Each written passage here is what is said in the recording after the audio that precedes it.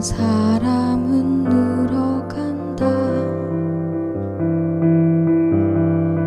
끊어진 연애 미련은 없더라도 그리운 마음은 막지 못해. 만나는 사람은 줄어들고 그리운 사람은 늘어간다. 끊어진 연애 미련은 없더라도 그리운 마음은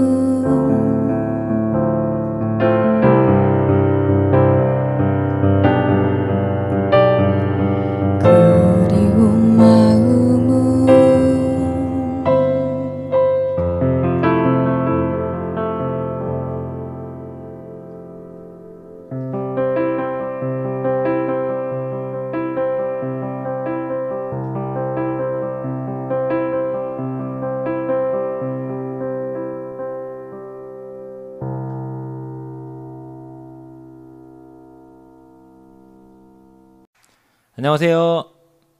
나아가는 예배 참석하신 한 분 한 분 환영합니다.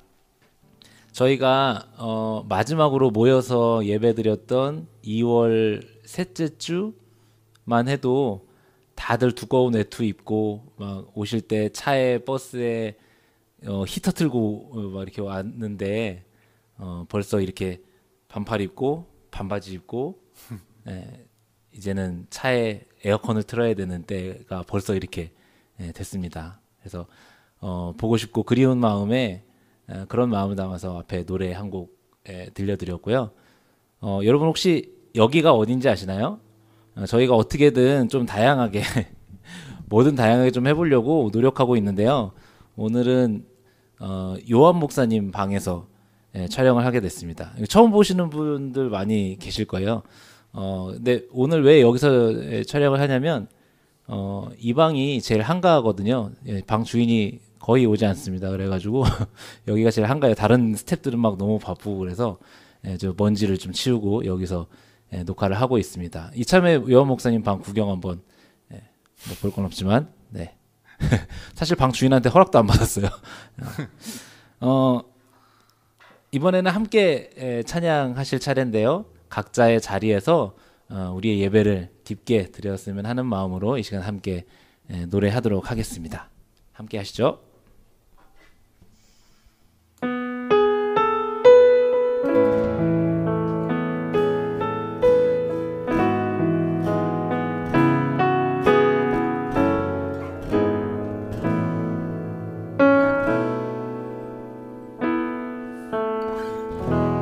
따스한 성령님 마음으로 보내 내 몸을 감싸며 주어지는 평안함 만족함을 느끼네.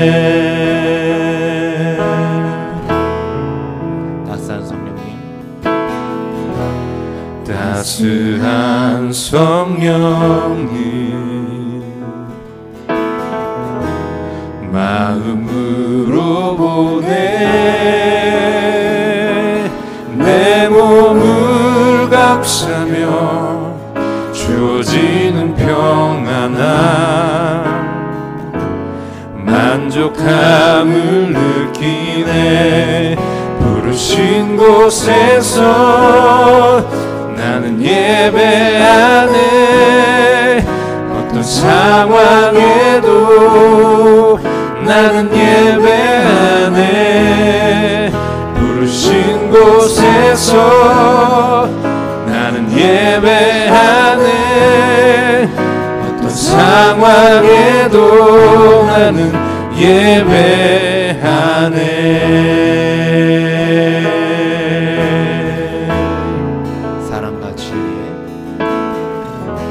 사랑과 진리에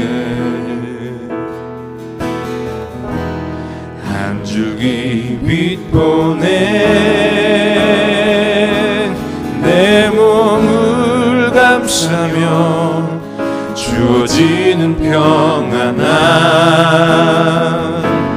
그 사랑을 느끼네 부르신 곳에서 나는 예배하네 어떤 상황에도 나는 예배하네 부르신 곳에서 나는 예배하네 어떤 상황에도 나는 예배하네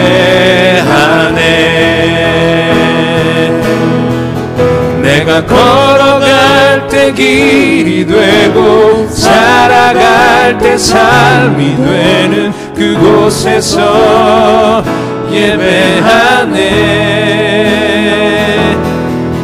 내가 걸어갈 때 길이 되고 살아갈 때 삶이 되는 그곳에서 예배하네 부르신 곳에서 나는 예배하네 어떤 상황에도 나는 예배하네 부르신 곳에서 나는 예배하네 어떤 상황에도 나는 예배하네 부르신 곳에서 나는 예배하네 어떤 상황에도 나는 예배하네 부르신 곳에서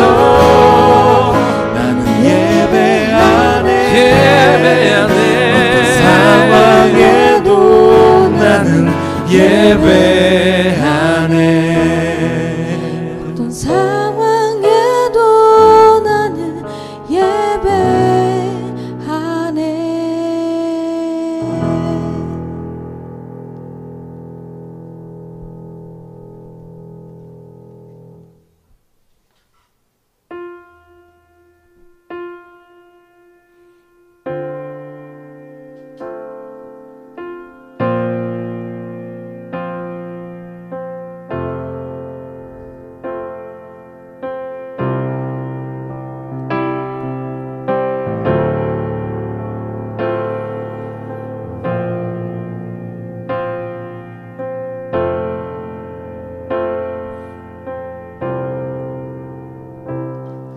내 영혼의 극히 깊은 데서 맑은 가락이 울려나네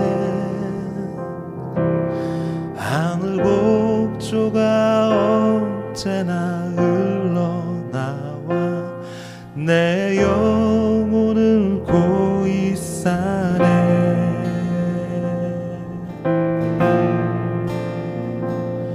내 마음속에 솟아나리 평화는 깊이 묻힌 보배보다 나의 보화를 캐내어 가져갈 자 그 누구랴 안심일세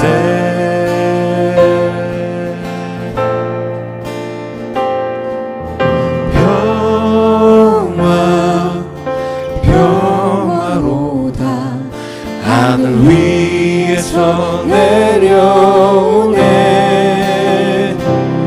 그 사랑의 물결이 영원토록 내 영혼을 덮으소서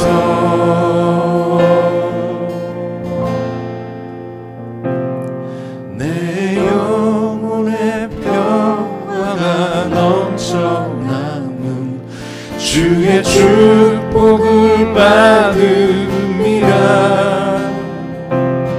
내가 주야로 주님과 함께 있어 내 영혼이 편히 쉬네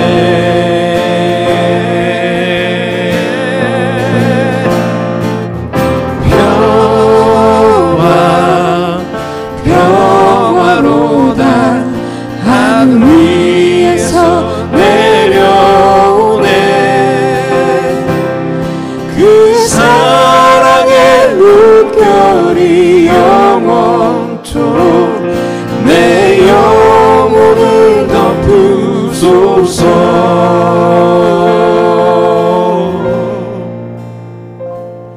이 땅 위에 험한 길 가는 동안 잠든 평화가 어디 있나.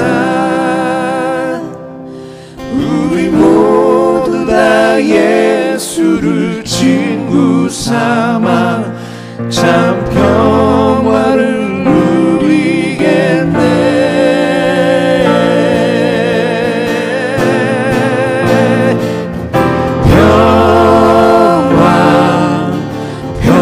평화로다 하늘 위에서 내려오네.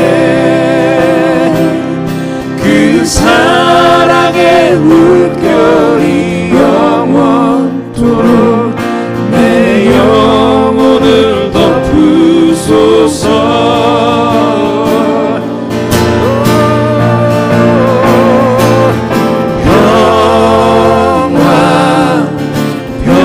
평화로다 하늘 위에서 내려오네.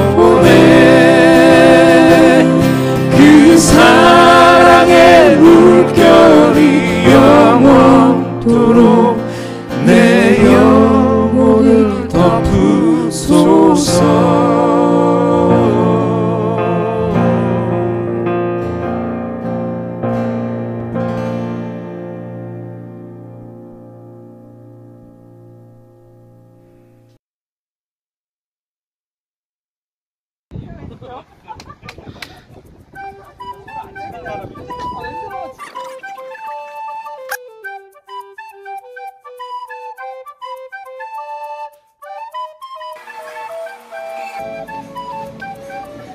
우와, 여기 어마어마한 맛집인가봐요.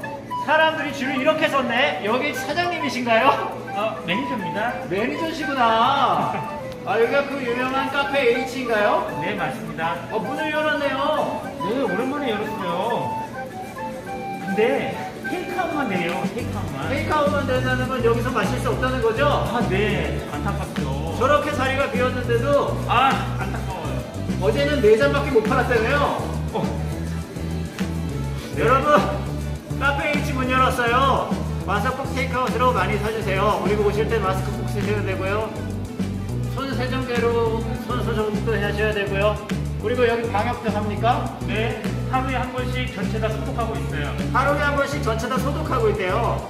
여러분, 카페 H로 오세요. 바이, 오세요.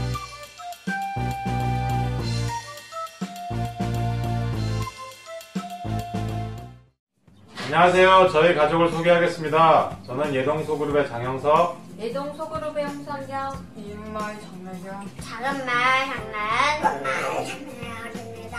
네, 반갑습니다. 그리고 저희는 앵무새 사랑이와 소망이도 같이 살고 있습니다. 여기 있는 친구들이고요. 오늘의 기도문은 레연이가 읽어주겠습니다. 다 함께 기도하겠습니다. 기도. 사랑과 은혜가 많으신 하나님, 코로나 바이러스가 세계에 너무 많이 퍼져 요즘 서로 만나기가 어렵습니다. 그럼에도 불구하고 온라인을 통해서 함께 마음을 모아 예배할 수 있게 해주셔서 감사드리며 한마음으로 주님을 찬양합니다. 한 주를 보내며 나의 잘못된 모습을 돌아봅니다. 배려하지 못함, 이웃을 사랑하지 않은 마음을 내려놓으니 예수님 용서해 주세요. 코로나 바이러스에 감염되어 아픈 환자와 가족의 마음을 위로해 주세요. 그리고 환자분들을 치료하는 의료진을 보호해 주세요. 가족마다 함께 지내는 시간이 많아졌습니다. 화목하게 지내기도 하지만 서로 싸우는 일도 많아졌다고 하네요. 사람들에게 마음의 여유를 허락해 주세요. 하나님을 생각하며 가족과 함께 행복하게 지내고 어려운 이웃을 돌보며 지내게 했습니다. 교회를 위해 기도합니다. 교회를 섬겨주시는 분들께 감사드리고 함께 선을 이루는 모습으로 교회를 세워주세요. 함께 모여 찬양하고 기도하며 예배하는 날을 기다리면 예수님의 이름으로 기도합니다. 아멘. 네. 아멘. 감사합니다. 안녕.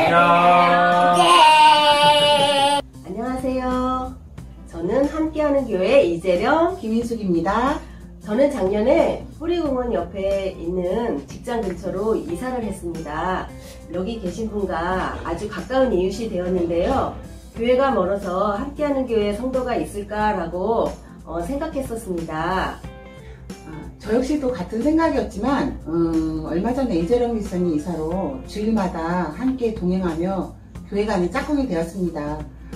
또 이 소그룹도 소개해 주셔서 직장 여성 소그룹이 편지 소그룹에서 함께 많은 은혜를 받고 있습니다.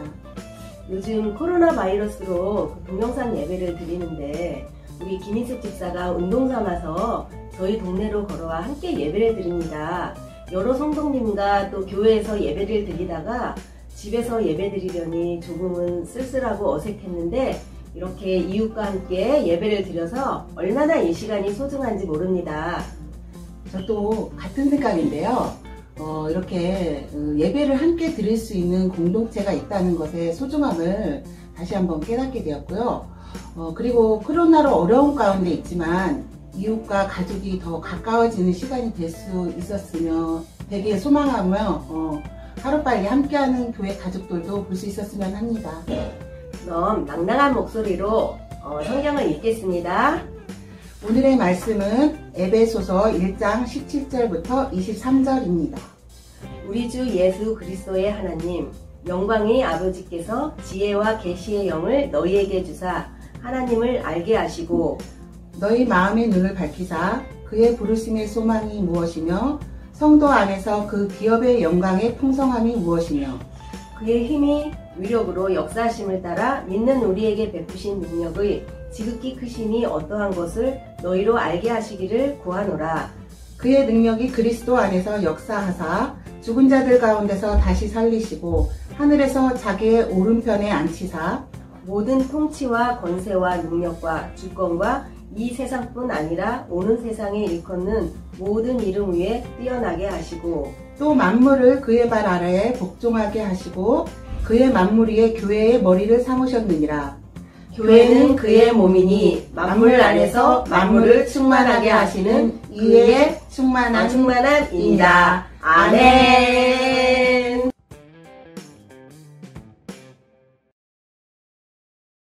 여러분 모두 안녕하세요. 지금 이 시간 온라인으로 참여하고 계시는 한 분 한 분 진심으로 환영합니다.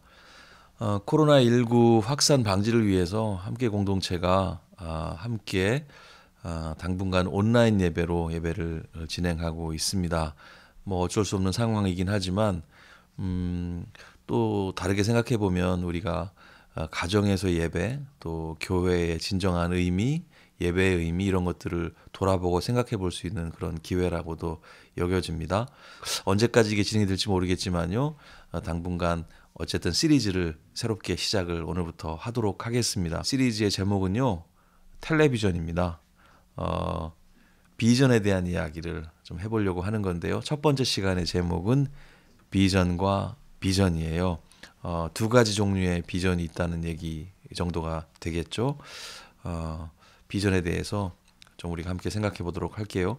교회에서 특히 비전이란 말을 참 자주 씁니다. 우리 교회 비전은 이런 겁니다. 또 당신의 비전은 무엇입니까? 이런 말들 뭐 자주 쓰잖아요. 도대체 우리가 흔히 쓰는 이 비전이란 말은 무슨 의미일까? 어떻게 써야 하는 걸까? 생각해 보고 싶었어요. 말씀을 준비하다 보니까 성경에서 말하는 비전의 의미가 우리에게서 너무 멀어져 있는 것은 아닐까? 그래서 그 의미들을 우리 일상으로 가까이 가져와야 하는 거 아닐까 생각해 보게 됐는데요. 멀리 있는 비전을 가까이서 봐야 한다는 생각을 하다 보니까 바로 그런 기능을 하는 기계가 생각이 났습니다. 바로 텔레비전입니다. 멀리서의 의미를 가진 텔레와 보여준다의 의미를 가진 비전이 결합해서 멀리 있는 것 보여주기의 의미를 가지게 됐습니다. 이번 달은 에베소서 시작 부분의 한 단락을 본문으로 해서 우리에게서 멀어져 있는 그러나 가깝게 바라봐야 할 비전의 의미와 그 결과들에 대한 말씀을 함께 나눠보려고 합니다. 이번 달 계속 반복해서 살펴볼 본문은요. 에베소서 1장 17절부터 23절까지 말씀입니다. 제가 읽어 드릴 텐데요. 여러분들이 눈으로 같이 읽어 주셔도 좋고 같이 소리내서 따라 읽어 주시면 더 좋을 것 같습니다. 제가 읽어 드릴게요. 우리 주 예수 그리스도의 하나님 영광의 아버지께서 지혜와 계시의 영을 너희에게 주사 하나님을 알게 하시고 너의 마음의 눈을 밝히사 그의 부르심의 소망이 무엇이며 성도 안에서 그 기업의 영광의 풍성함이 무엇이며 그의 힘의 위력으로 역사하심을 따라 믿는 우리에게 베푸신 능력의 지극히 크심이 어떠한 것을 너희로 알게 하시기를 구하노라. 그의 능력이 그리스도 안에서 역사하사 죽은 자들 가운데서 다시 살리시고 하늘에서 자기의 오른편에 앉히사 모든 통치와 권세와 능력과 주권과 이 세상뿐 아니라 오는 세상에 일컫는 모든 이름 위에 뛰어나게 하시고 또 만물을 그의 발 아래 복종하게 하시고 그를 만물 위에 교회의 머리로 삼으셨느니라. 교회는 그의 몸이니 만물 안에서 만물을 충만하게 하시는 이의 충만함이니라. 아멘. 에베소서 1장 17절에서 23절까지 말씀을 함께 읽어봤습니다. 본문은 바울이 에베소 교회를 향해 기도하는 소위 중보기도의 내용이에요. 오늘은 17절만 집중적으로 보도록 하겠습니다. 17절의 내용은 하나님을 알고 싶은 열망이 있는 사람이라면 눈이 크게 뜨이는 말씀입니다. 왜냐하면은 여기 굉장한 비책이 등장하거든요. 하나님을 알기 위해서 무엇이 필요한지를 말해주고 있기 때문입니다. 그게 뭐냐면요. 지혜와 계시의 영입니다. 그렇다면 지혜와 계시의 영이 뭔지 알아야겠죠.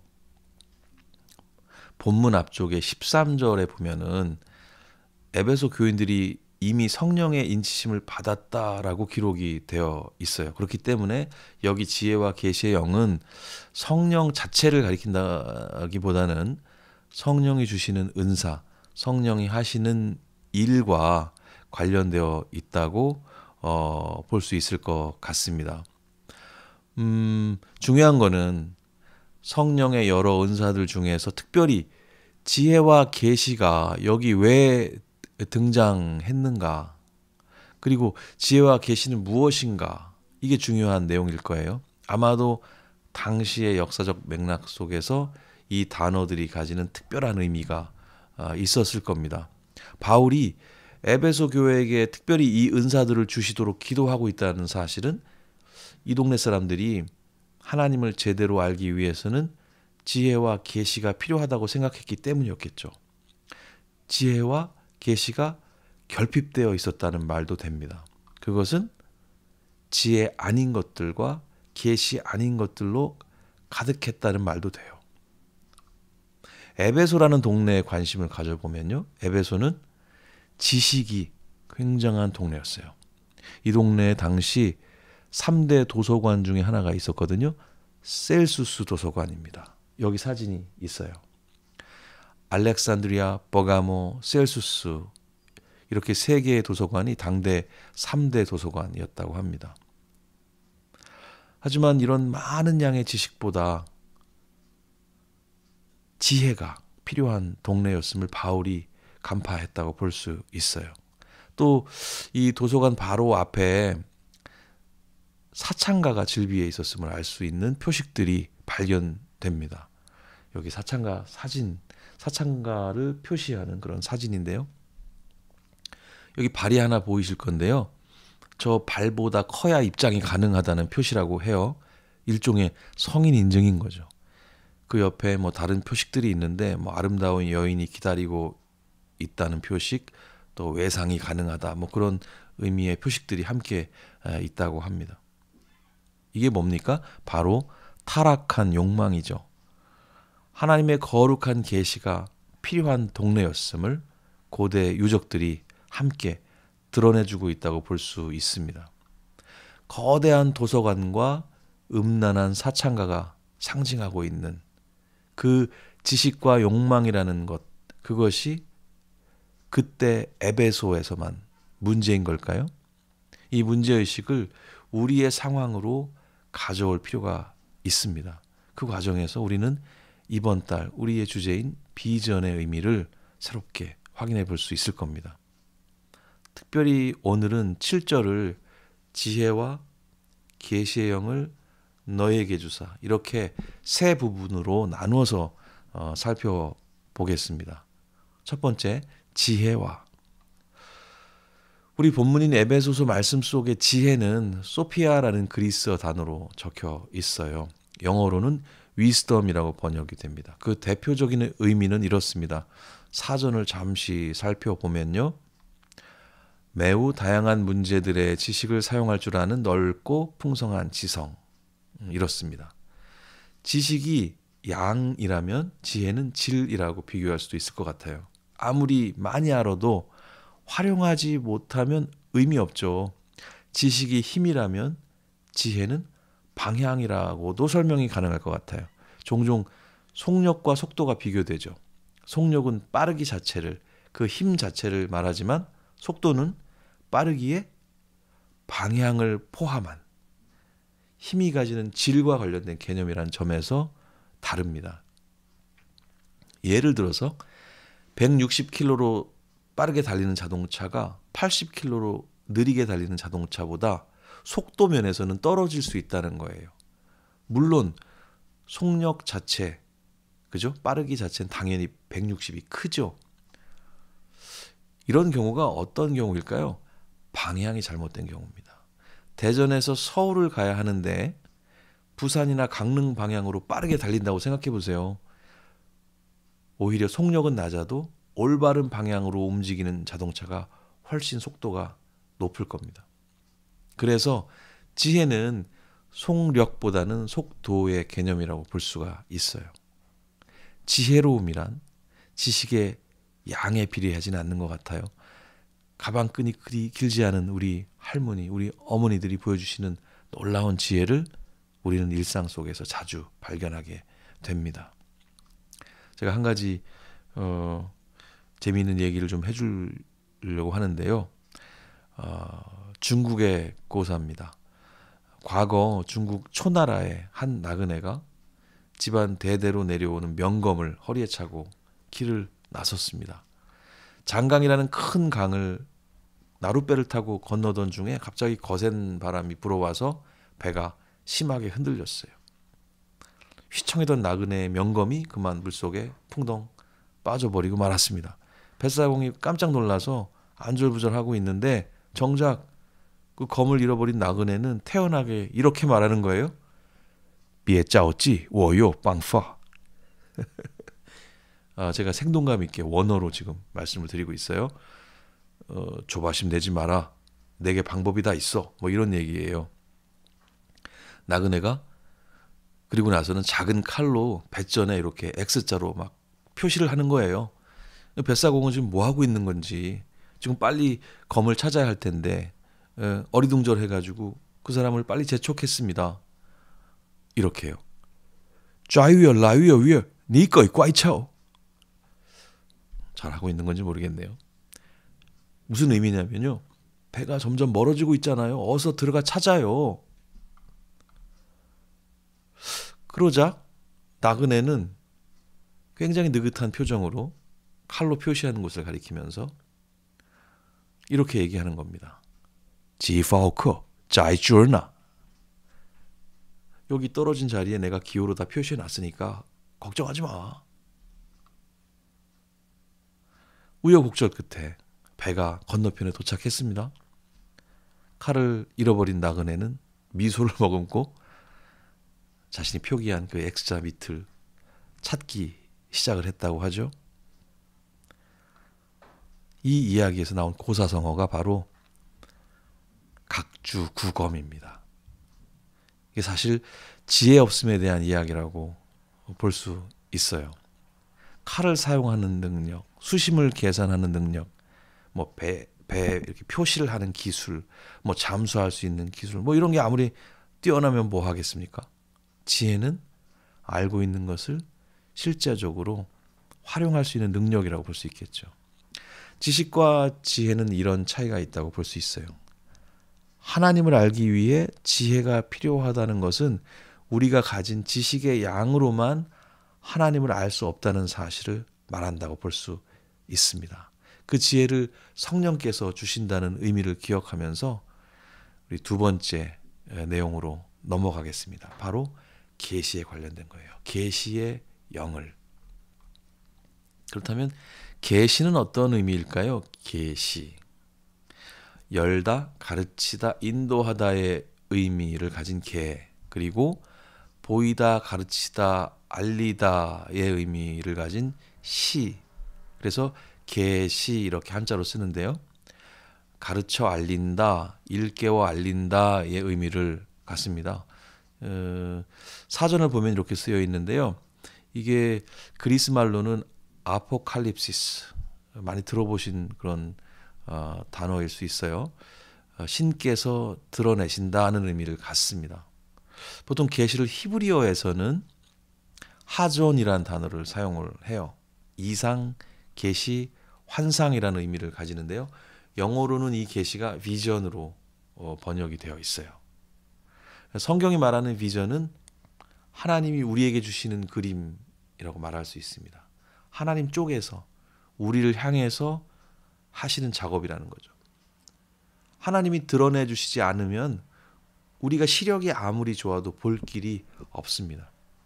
근데 우리가 흔히 말하는 비전의 용례는 어때요? 당신의 비전은 뭡니까? 이런 질문에 어떤 대답들이 보통 따라오죠? 자신의 꿈을 이야기합니다. 자신의 야망을 쉽게 비전이라고 말하기도 합니다. 물론 비전이라는 말은 교회에서만 쓰는 교회 용어는 아니죠. 자신의 꿈이나 단체의 계획이 가지고 있는 미래의 청사진이라는 의미로 일반적으로 쓰입니다. 그러나 기독교적인 비전은 자신의 내면에서 차오르는 야망적 비전이 아니라 하나님으로부터 오는 계시적 비전이라는 사실을 꼭 기억했으면 합니다. 내가 보고 싶은 것을 그려내는 능력이 아니라 하나님이 보여주시는 그것을 올바로 바라보는 능력이라는 거예요. 이것을 우리의 세속적 비전, 야망적 비전과 혼동하면 안 되겠습니다. 잠언 말씀이 이런 지적을 하고 있어요. 잠언 29장 18절 말씀인데요. 같이 한번 읽어보시도록 하겠습니다. 계시가 없으면 백성이 제멋대로 날뛰지만 율법을 지키는 자는 복이 있다. 이 계시적 비전이 없으면 말씀처럼 사람들은 제멋대로 날뛰게 되어 있습니다. 내가 보고 싶은 것을 시류에 따라서 입맛에 따라서 계속 바꿔보기 때문입니다. 세속적 비전만 가지고 살면 자기도 모르게 날뛰는 삶을 살게 된다는 거예요. 야망적 비전은 스스로 꿈꾸는 겁니다. 그에 반해서 계시적 비전은 하나님으로부터 온 꿈이에요. 그런데 누가 자신의 비전을 야망이라고 말하겠어요? 자신의 야망을 오히려 계시라고 말하는 사람들이 있을 뿐입니다. 어쩌면 스스로 속고 있는지도 모르죠. 비전이라는 단어를 우리가 함께 사용하기 때문입니다. 우리는 이 비전이라는 이 표현을 잘 분별할 필요가 있습니다. 그렇다면 자신의 비전이 계시에서 온 것인가, 야망에서 온 것인가, 그것을 어떻게 구분할 수 있을까요?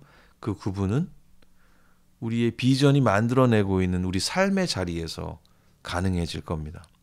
요한복음 16장 13절에는 이런 말씀이 적혀 있습니다. 그러나 진리의 성령이 오시면 그분이 너희를 모든 진리 가운데로 인도하실 것이다. 그분은 자기 마음대로 말씀하지 않으시고 그가 들은 것만을 말씀하시며 앞으로 될 일들을 너희에게 알려주실 것이다. 성령을 받은 사람들은 성령을 닮은 삶의 태도를 가지게 되겠죠. 잠언에서 말하는 제멋대로 날뛰는 모습, 방자히 행하는 모습과는 거리가 먼 삶의 모습이겠죠. 방금 읽은 말씀처럼 자기 마음대로 말하지 않는 그런 삶의 모습에 가까울 겁니다.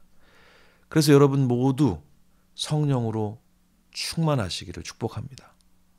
성령 충만은 어떤 다른 신비보다도 지식과 욕망의 영이 아니라 지혜와 계시의 영으로 가득한 상태를 말하는 겁니다. 성령이 주시는 지혜와 계시의 영, 그 정신을 가지는 것이 축복인 이유는 결국은 하나님을 알게 되기 때문이에요. 언제나 우리의 소원은 하나님을 아는 겁니다. 하나님은 지혜 없이는 알 수 없고 계시 없이는 알 수 없는 분이세요. 그러니 지혜와 계시의 영을 소유하는 것만큼 큰 축복이 어디 있겠습니까? 그런데 어떻게 이 귀한 영을 가질 수 있을까요? 세 번째 내용입니다. 말씀에서 어떻게 말씀하고 계시죠? 너희에게 주셔야 가질 수 있습니다. 그래서 바울은 하나님께서 지혜와 계시의 영을 에베소 교인들에게 주시기를 기도해요. 바울이 에베소 교인들을 위해서 그렇게 기도했다는 것은 실제 손 모으고 무릎 꿇고 드리는 어떤 기도 방식이기도 했겠지만은 보다 중요한 것은 바울이 그렇게 에베소 교인들을 위해 살아내고 있었다는 말입니다. 기도는 노동이요, 노동이 기도다. 예수원에 적혀 있는 글이거든요. 일하는 것, 몸을 움직이는 것이 마음의 기도와 다르지 않다는 것이죠. 바울의 기도를 편지로 읽고 있는 에베소 교인들 스스로 우리가 기도해야 되겠다, 이런 생각하지 않았을까요? 바울의 중보기도는 하늘의 은혜를 에베소 교인들 입에다가 떠넣어주는 기도였다기보다는 지식과 욕망으로 가득 찬 에베소의 상황을 누구보다도 잘 알고 있는 그들 스스로 그들의 지혜 없음과 계시 없음을 통회하면서 하나님께 간절함으로 나아가길 바라는 기도 아니었을까요? 하나님은 자녀들이 자신을 바로 알기를 간절히 원하시는 분이세요. 하나님은 그렇게 자녀들에게 발견되시기를 기다리시는 아버지이십니다. 늘 숨어 계시는 것 같지만 간절히 아버지를 발견하기 원하는 사람들의 눈에 잘 띄는 곳에 언제나 계시는 분이시죠. 우리가 그분을 제대로 알지 못하는 이유는 지혜가 없고 계시가 없기 때문입니다. 그것이 없는 이유는 뭘까요? 결국 우리가 그것을 간절히 원하지 않기 때문인 거예요. 지혜와 계시의 영이 머물 수 있는 공간을 우리 삶에 만들어 놓지 않은 채로 말로만 중언부언 기도하기 때문일 겁니다. 세상의 지식과 욕망에 탐닉해서는 지혜와 계시에 대한 간절함이 생길 수 없어요. 곧 태어날 아이를 기다리는 신혼부부는 아이의 머물 곳을 미리 준비합니다. 베개, 신발, 옷, 장난감 등등을 장만하면서 설렘 속에서 아이가 머물 공간을 준비합니다. 우리 삶에, 우리 마음에 지혜와 계시의 영이 머물 수 있는 공간이 마련되어 있을까요? 바울이 에베소 교인들에게 그의 편지를 통해, 그의 기도를 통해 묻고 있는 질문이라고 생각합니다. 오늘 말씀을 정리하겠습니다. 텔레비전이라는 시리즈의 첫 시간이었어요. 기독교적 비전이라는 말, 그 말은 하나님이 보여주신 그림을 의미하는 건데 이 말이 자주 자신의 욕망을 가리키는 단어와 혼용돼서 사용이 되고 있어요. 우리의 야망이 슬그머니 하나님의 자리를 차지하고 말았죠. 잠언 29장 18절 말씀 다시 한번 읽어보면 좋겠어요. 계시가 없으면 Where there is no vision, 백성이 제멋대로 날뛰지만 율법을 지키는 자는 복이 있다.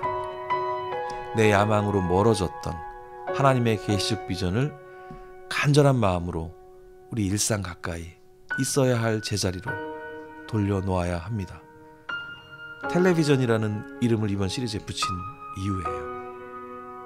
텔레비전에 여러분들이 나왔으면 정말 좋겠습니다.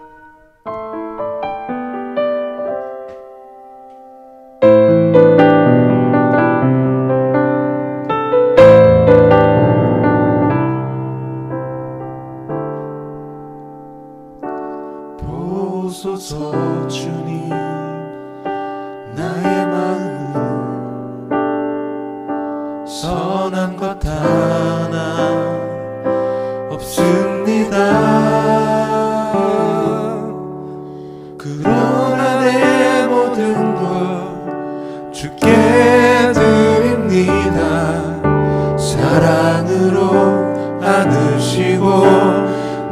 새롭게 하소서. 주님 마음 내게 주소서.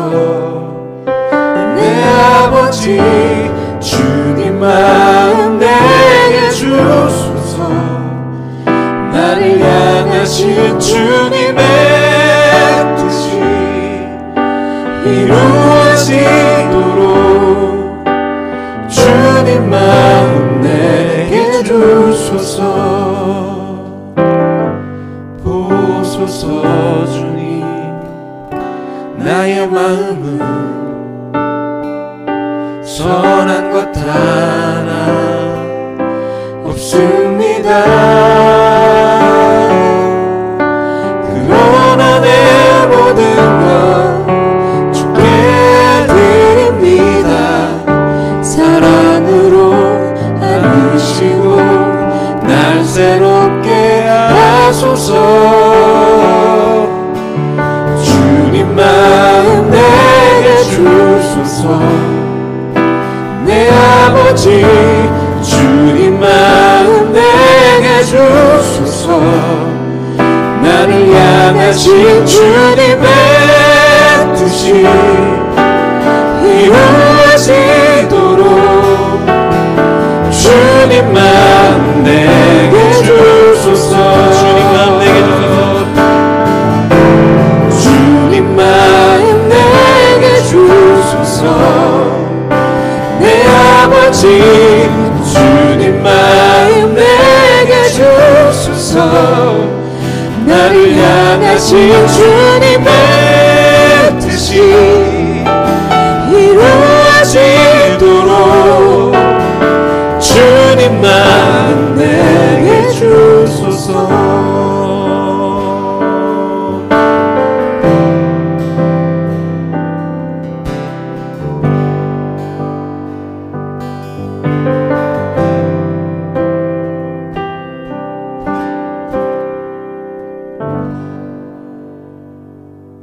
기도하시겠습니다. 하나님, 우리에게 지혜와 계시의 영을 주셔서 하나님을 알 수 있게 하시고 우리들의 야망과 욕망 때문에 너무 멀어진 아름다운 하나님의 비전, 하나님의 계시를 언제나 가까이 바라보는 삶으로 우리 모두를 이끌어 주시옵소서. 예수님의 이름으로 기도합니다. 아멘.